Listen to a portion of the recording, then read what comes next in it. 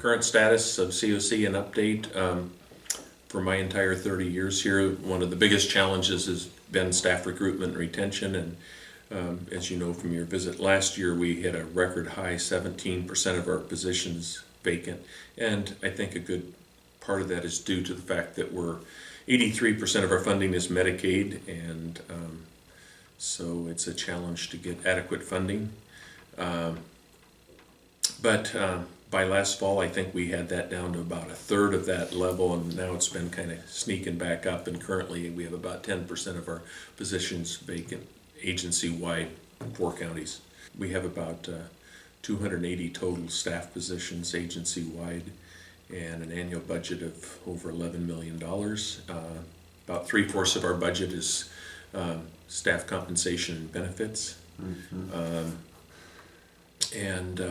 Currently we serve about, it varies over the course of the year, but in the 250 to 300 range of people with disabilities. In sheltered employment, we on a given day we average about 50 people right now. We're gradually downsizing that. 80 people total who participate in the program, but at any given, some of them do multiple things. Some of them may have a part-time job in the community. Some of them may spend some time in our non-work oriented day program that's called Life Skills, that you're familiar with. Tell me about Life Skills. So about 50 on any given day, but it's gradually decreasing, and I think some people had the idea that with sheltered employment ending next May 1st, 2018, that we were just now beginning placing people in community jobs, but we've been doing that for the whole 30 years I've been at COC and had much success with placing people in local businesses. They have to work cooperatively together because it's kind of a tightrope walk right now, because we're trying to balance moving people in the community with still being able to meet production goals for all the contract work we have as we phase that out. Mm-hmm. And so it's a bit of a trick, and also we want to be fair to all the great local businesses that have provided contract work for us over the last 42 years since we started sheltered employment. We had to be fair to them and give them plenty of lead time to know that it was going to end May, right. But at the same time, we want to have adequate work up until that point. We don't want everybody to pull all their work, Yeah, it'd be a tightrope. You're right. So it's a real tough balancing act, but it's going okay.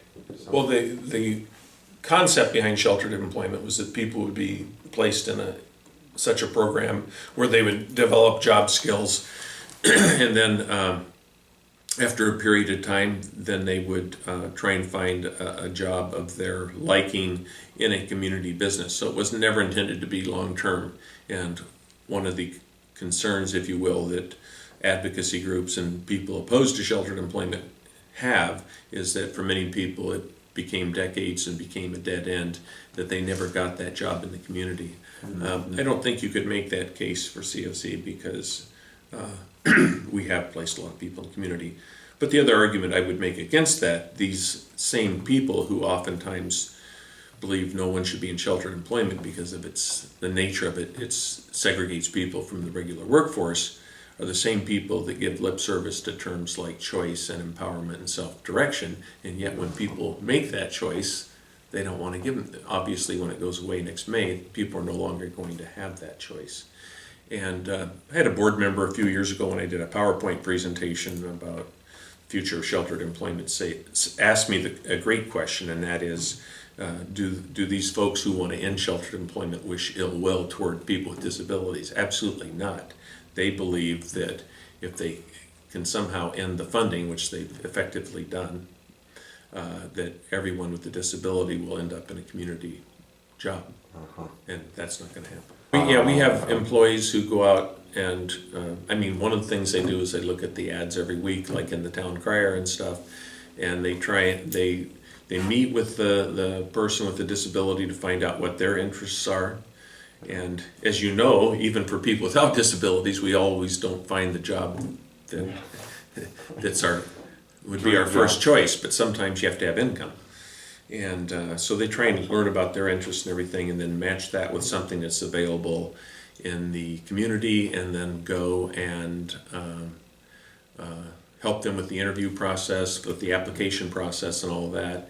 And then a job coach comes into play at that point, and that person spends a lot of time with them initially, and then gradually kind of fades out their support as the person learns the job. And then we'll just touch base from time to time with the person's supervisor to see if there's any performance issues or anything they need to address. Ask businesses if they would consider it. And, you know, a lot of times businesses tend to have kind of stereotypes of people with disabilities and don't, and tend to see the things they can't do rather than things they can do. And oftentimes our staff can go into a business and help a company carve out certain tasks that can be done efficiently and effectively by someone. And maybe it ends up being part-time, so maybe there's certain skills. We do the same thing over the years in sheltered employment. If we get a contract job that may have some, you know, if it's an assembly line thing that may have some more complex tasks, we'll put people that have better skills on those jobs, and then the easier tasks will go to people with more severe disabilities. And so we work with people. The irony in this whole ending of sheltered employment and moving to a lot of people in life skills is that 42 years ago when I got into this line of work, sheltered employment was the cutting edge, and we were moving away from non-work oriented day programs like life skills. Now, if there's any saving grace to the current change, so at the end of my career I kind of feel like we've gone full circle here, but if there's any saving grace, the good thing about the new rules for life skills kinds of programs is that they have to be integrated into the community, like you mentioned about our site downtown, rather than segregated. Okay. So that's the only positive I can come up with. This has been, next June is my projected retirement date, so it'll be about 31 and a half years.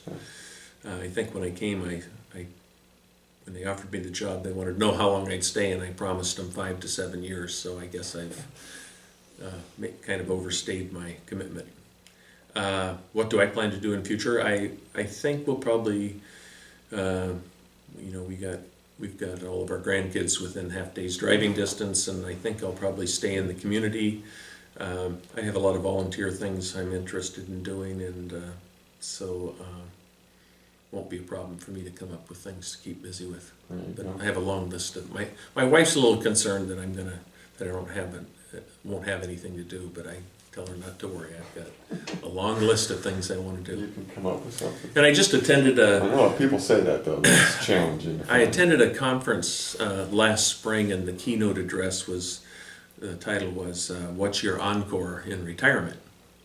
Cool. And it was perfect timing for me, of course. And but one of the things the presenter said was, don't make any new commitments for the first 6 months. Just find your new equilibrium in retirement before you start committing to lots of things.